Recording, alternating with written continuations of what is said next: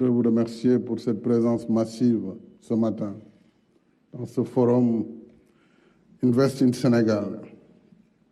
Excellence, Monsieur le vice-président de la République sœur de Côte d'Ivoire, cher Tiemoko Mele Koné, Monsieur le représentant de Sa Majesté Charles III, roi du Royaume-Uni,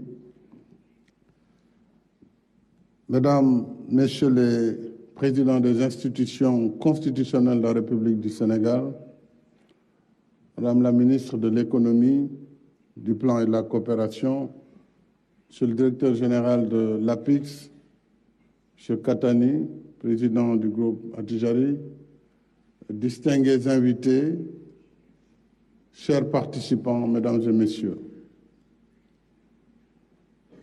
Excellences, Mesdames, Messieurs les ambassadeurs, Mesdames, Messieurs les représentants du secteur privé, national, africain et international, je tiens d'abord à saluer et remercier tous nos hôtes qui ont bien voulu répondre à notre invitation en prenant part à cette première édition du Forum Invest in Sénégal. Je remercie particulièrement notre hôte de marque, le vice-président Tiemoko Mele Koné, représentant mon frère, mon grand frère, mon aîné, le président Alassane Ouattara, invité d'honneur du forum. Et cette invitation d'honneur est venue tout naturellement, car le président Ouattara, comme le vice-président Koné, comme vous le savez, sont des anciens gouverneurs de la Banque centrale, donc qui ont séjourné pendant plusieurs années ici au Sénégal. Et nul n'est besoin d'insister sur la qualité exceptionnelle des relations fraternelles qui ont toujours existé entre la Côte d'Ivoire et le Sénégal. Merci donc pour cette présence.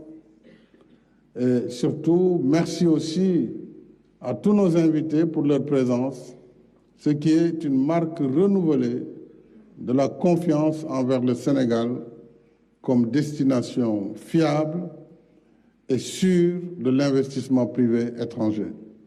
À toutes et à tous, je souhaite la bienvenue, dal leen ak jàmm et surtout un agréable séjour.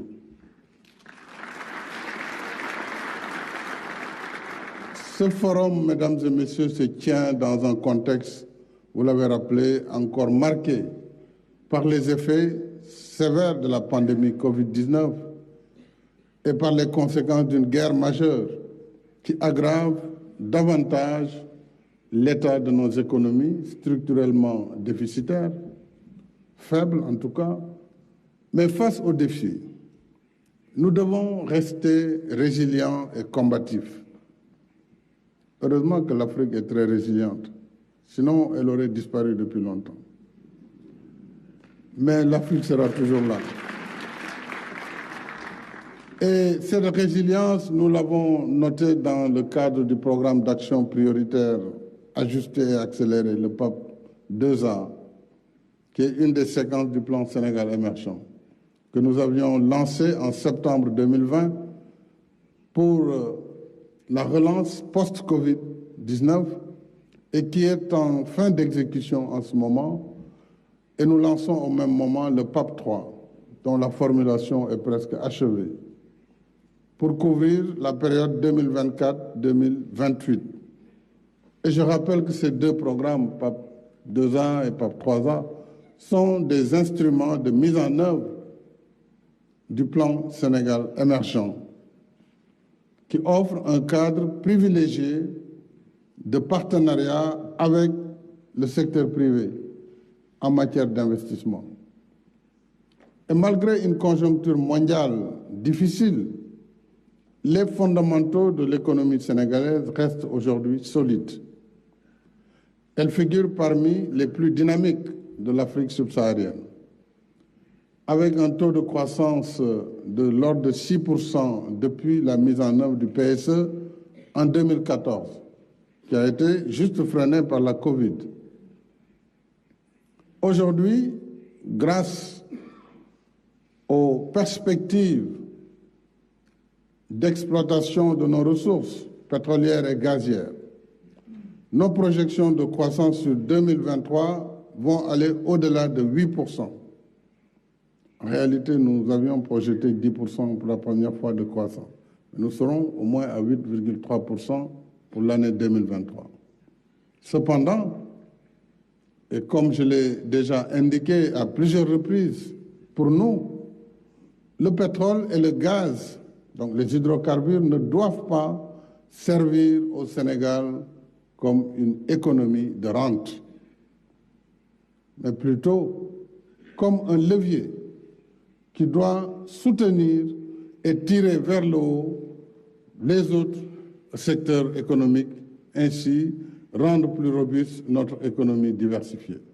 Souvenons-nous toujours que, quelle que soit l'importance des revenus que le pétrole et le gaz peuvent générer, ce sont des ressources non renouvelables, donc qui vont s'épuiser. Cela veut dire que nous devons non seulement en faire une gestion prudente, une gestion transparente pour les générations actuelles et futures, mais surtout nous devons déjà nous préparer à l'ère post-pétrole et post-gaz. Nous devons donc continuer à investir dans d'autres secteurs, notamment sur les énergies renouvelables, où le Sénégal aujourd'hui est à 31-32%, ce qui est une performance. Et nous nous sommes engagés dans le cadre du JETP avec les pays du G7 à atteindre 40% d'énergie renouvelable à l'horizon 2030 avec un investissement qui sera de l'ordre de 2,5 milliards de dollars. Nous devrons naturellement renforcer les secteurs, le président Beydi Agne l'a dit, comme l'élevage, l'agriculture, l'artisanat, mais aussi le secteur minier, le secteur du bâtiment, des travaux publics, le tourisme, où le Sénégal a des avantages comparés, l'éducation, la santé, et y compris le secteur de l'industrie pharmaceutique et des TIC, domaine dans lequel le génie créateur de notre jeunesse dispose de possibilités quasi inépuisables. Mais je dois rappeler, mesdames et messieurs, que notre premier investissement, celui qui doit attirer et faire prospérer tous les autres, c'est d'abord la paix, la sécurité. La paix, la sécurité et la stabilité, mais aussi l'état de droit. Ce sont des préalables sans lesquels il ne peut y avoir ni commerce ni investissement durable. Et partout dans le monde, la paix, la sécurité et la stabilité ainsi que l'état de droit sont les piliers fondamentaux d'un environnement attractif des affaires. Ce sont les clés qui ouvrent la porte au commerce et à l'investissement. C'est ce que tout investisseur avisé cherche à évaluer avant de miser sur un pays. Il est donc de la responsabilité primordiale des pouvoirs publics, avant toute chose, de veiller au maintien de ces fondamentaux. Et c'est ce que nous continuerons à faire au Sénégal. Ces préalables réunis, il s'agit aussi de créer et de maintenir un standing national qui tend vers les standards internationaux. Ceci pour stimuler l'investissement en mettant en avant nos atouts, mais aussi en identifiant objectivement nos fragilités. Et Dieu sait qu'il y en a, des fragilités, il y en a beaucoup, qui doivent être améliorées.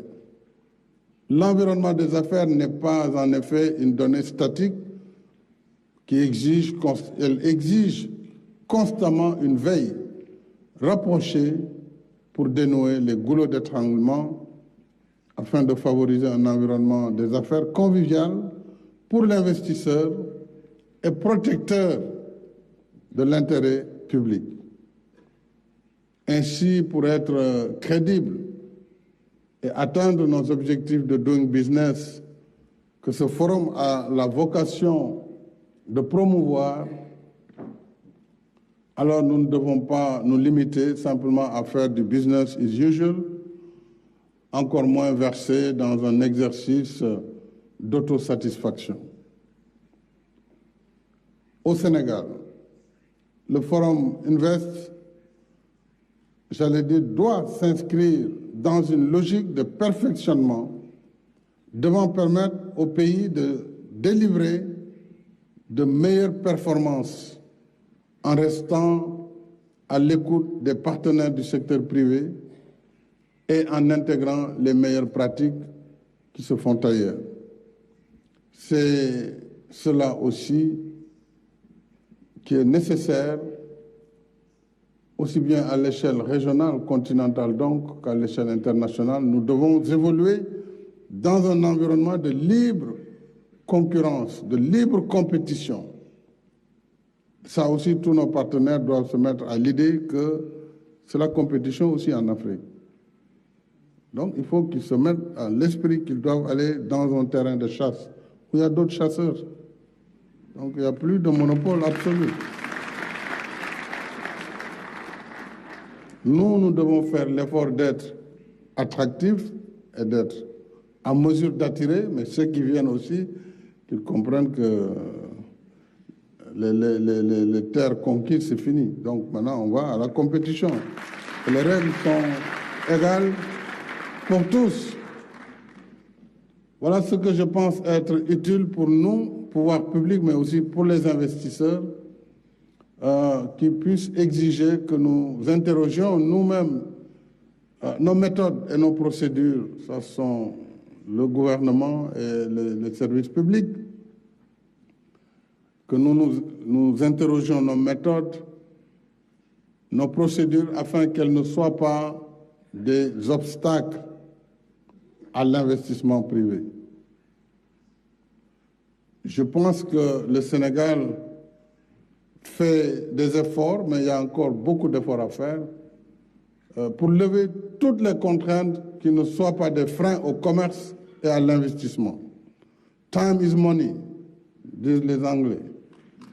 C'est un dicton. Et l'investisseur n'a pas de temps à perdre dans la bureaucratie et les procédures et autres formalités indues. Ainsi, notre programme de réforme de l'environnement des affaires et de compétitivité vise à faciliter les procédures administratives, à protéger davantage les droits des investisseurs et à offrir des incitations fiscales et douanières. Tous les jours en Conseil des ministres, on revient sur ces débats. Donner les facilités. C'est vrai que pour les ministères des Finances, je comprends leurs difficultés parce qu'ils reçoivent des pressions de partenaires, notamment du Fonds monétaire. Il y a trop d'exonérations, il y a trop de ceci, il y a trop de cela. Mais je leur ai dit, c'est une question d'école. Si l'État fait les infrastructures que nous faisons, qui viennent d'être projetées, si nous avons assez d'argent, on le met dans le budget, donc on met tout en TTC, il n'y a pas de problème, c'est l'État qui paye. Ou alors, c'est l'État qui se paye. Ou alors, on enlève cette fiscalité et on considère que ce n'est pas des donations qui sont faites, mais c'est l'État qui travaille pour lui-même. Et donc, il peut se passer de la fiscalité. Je pense que c'est une question d'école. Alors, ce programme, je disais, est articulé autour de 4 axes, ce programme de promotion, d'amélioration de l'environnement des affaires. Le premier axe, c'est la digitalisation des procédures administratives liées à l'investissement privé et au commerce. Deuxième axe, c'est l'harmonisation et l'assainissement de l'environnement juridique et fiscal. Nous avons une fiscalité très complexe. Je le disais souvent au Premier ministre, c'est un fiscaliste, et au président de... La fiscalité, elle est faite pour ne pas être comprise. Trop compliqué. Trop compliqué. Alors, quand vous leur demandez de faire une réforme, de simplifier, je vais vous donner un exemple. Je leur ai dit, Moi, je suis ingénieur, donc je ne suis pas fiscaliste. Mais je comprends la logique. Je leur ai dit, dans le domaine du bâtiment, vous avez, pratiquement les gens ne payent pas l'impôt parce que personne ne paye rien du tout, en vérité. Je leur ai dit, pour capter cette manne, mais simplifier l'impôt sur le foncier bâti. Ceux qui ont des contrats de location, dites-leur, 11 mois c'est pour vous, 1 mois c'est pour l'État. Comme ça, le calcul, il est simple. Si le montant est de 1 million de francs CFA le mois, donc à la fin de l'année, le bailleur, il donne 1 million au trésor et puis là, c'est 11 millions. Il n'y a pas de calcul savant, de coefficient qui finalement nous amène à ne pas recouvrer.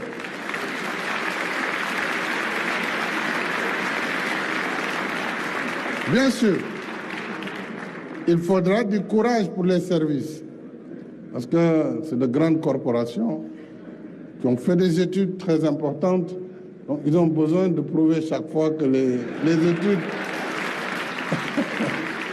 Voilà, mais vraiment de grâce, qu'ils nous aident dans des calculs très simples, addition, soustraction, et puis on passe à autre chose. Alors donc, nous aurons à réformer le code de douane, qui est aussi un code très dur, hein, très répressif. C'est peut-être normal, mais enfin, il faut améliorer. Le code des impôts, le code des procédures civiles, les codes. Et les juristes nous fatiguent beaucoup aussi. Hein.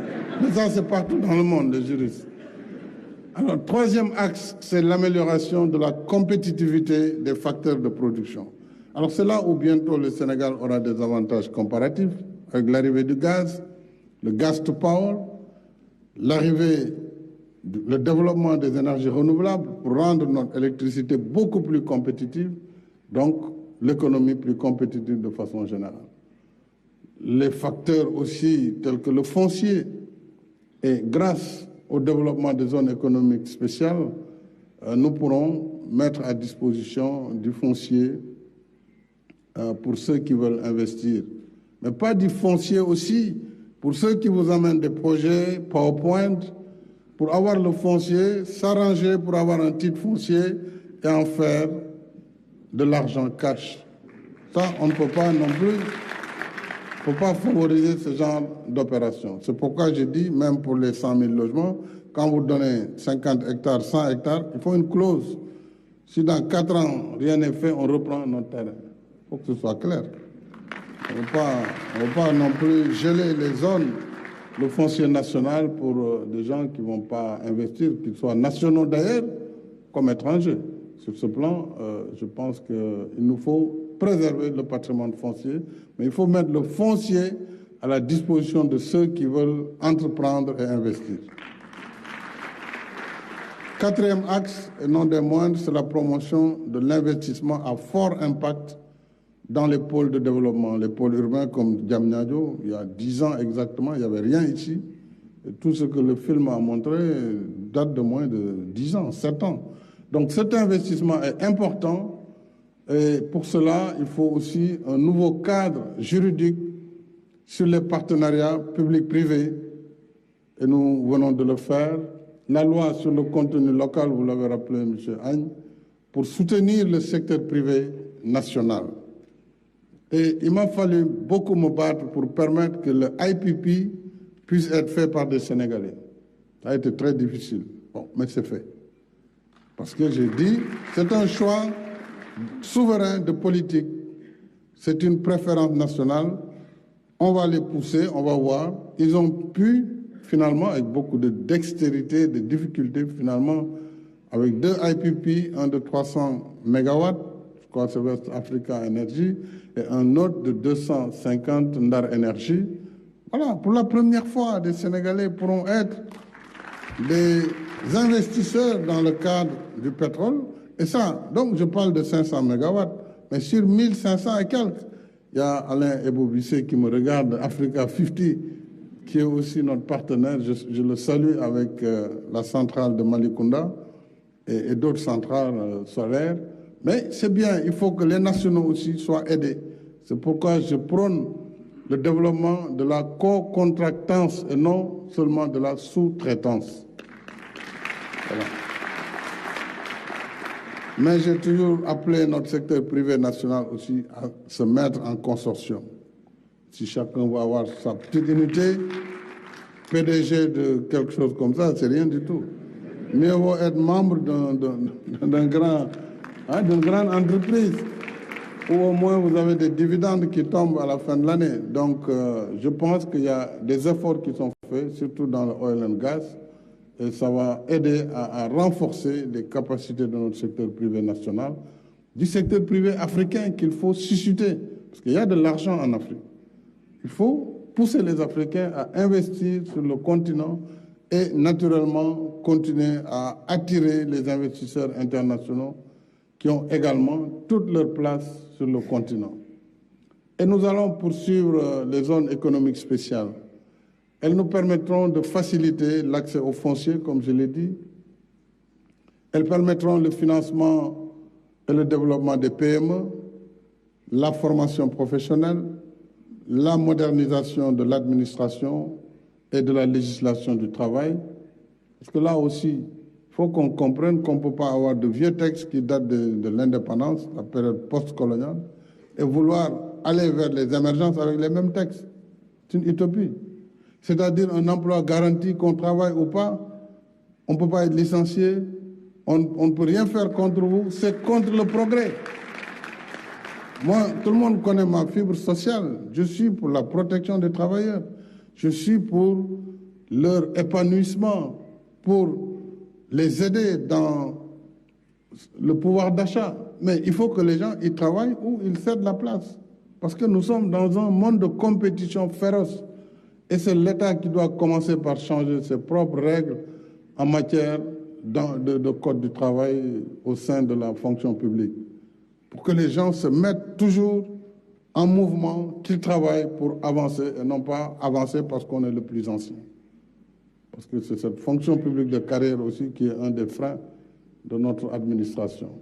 Mais enfin, ensemble, avec tous nos agents, nous allons travailler. Vous allez travailler parce que, de toute façon, pour moi, c'est fini. Vous allez travailler donc à poursuivre ces réformes qui demandent beaucoup de courage, beaucoup d'ambition également. Alors, mais à elles seules, toutes ces réformes ne suffisent pas.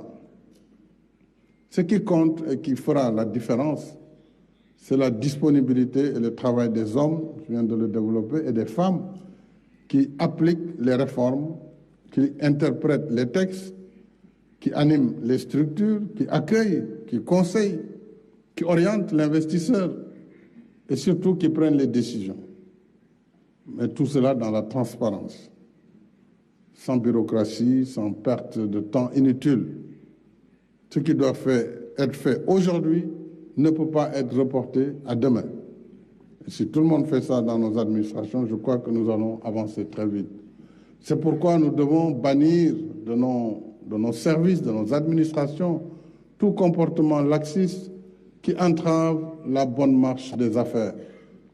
Il faut aussi que les agents publics comprennent que ce n'est pas l'État qui crée la richesse, c'est le privé. Donc ce n'est pas l'État. Même si nous voulons collecter de l'impôt en dehors de l'impôt sur les salaires, ce qui est quand même assez faible, mais il faut qu'il y ait des activités qui marchent pour avoir la TVA, avoir l'impôt sur le bénéfice. Donc on doit respecter l'investisseur et l'aider à développer son activité.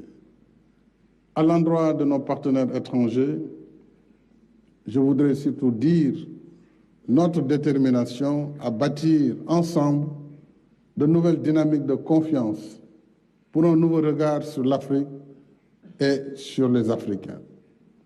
Pour une économie mondiale essoufflée, l'Afrique en construction, que j'appelle l'Afrique des solutions, cette Afrique-là qui fait 30 millions de kilomètres carrés, où tout est à faire, tout, les routes, les chemins de fer, l'eau, l'électricité, cette Afrique offre une formidable source d'opportunités et d'investissement.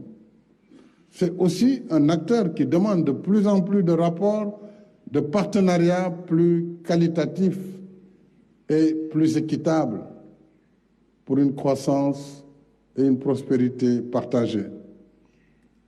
J'apprécie beaucoup ce que le représentant britannique a dit. Vous savez, nous, on est francophones. D'habitude, on évolue dans nos milieux. Mais bon, quand on commence à enjamber et à aller voir aussi du côté du Commonwealth ou de la Turquie ou de la Chine, voilà. Parfois, on dit, oui, mais le Sénégal, là, il va où? Mais il va dans la mondialisation. Il faut aller regarder partout ce qu'il y a de meilleur. J'avoue que nous avons une coopération très dynamique. Bien sûr, celles avec nos anciens partenaires sont une coopération de qualité. De qualité, parce que tout ce qui a été fait ici, en réalité, nous l'avons beaucoup fait avec le multilatéral, notamment la Banque africaine de développement, la Banque islamique, la France à travers l'AFD, tout ce qui a été sur le chemin de fer, le TER et beaucoup d'autres infrastructures, et tous les autres partenaires, la Banque mondiale. Donc nos partenaires traditionnels, partenariats traditionnels, on ne les remet pas en cause, au contraire, mais il faut qu'on les complète, puisque les besoins d'investissement en Afrique sont tellement importants qu'aucun pays, fût-il la première puissance mondiale, ne peut soutenir le rythme de la demande. Aucun pays.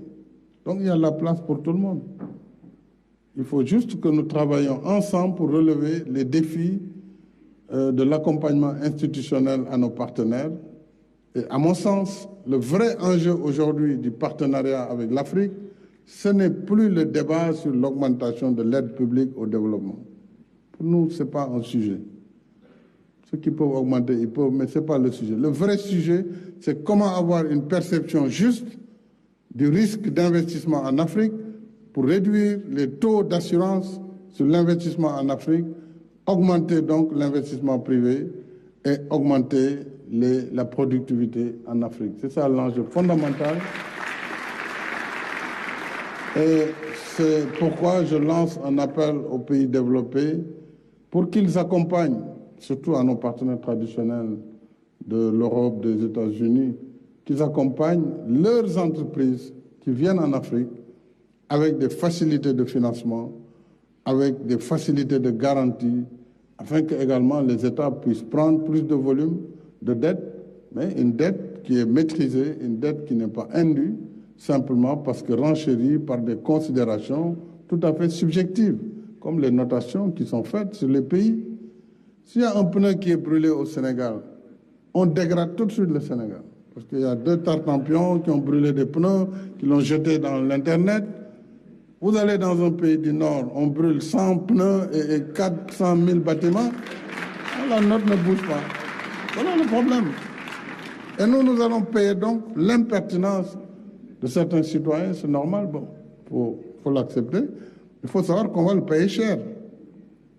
Parce qu'on va dire, oh, Sénégal, c'est maintenant dangereux. Il n'y a aucun danger ici. Je vous assure, il n'y a aucun danger.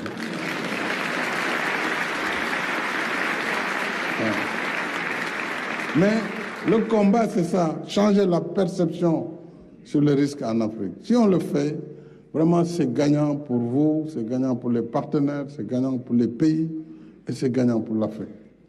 Donc, mes chers amis, je pense que je vais m'arrêter là puisque déjà, il y a eu du retard dû un peu à mon arrivée tardive et certainement nous allons poursuivre les discussions. Je suis en tout cas très heureux de pouvoir vous donner l'assurance que le Sénégal se prépare à accueillir l'investissement privé et dans le PAP 3 justement, l'essentiel des besoins vont être orientés dans l'investissement privé pour le Sénégal et je vous remercie de votre aimable attention.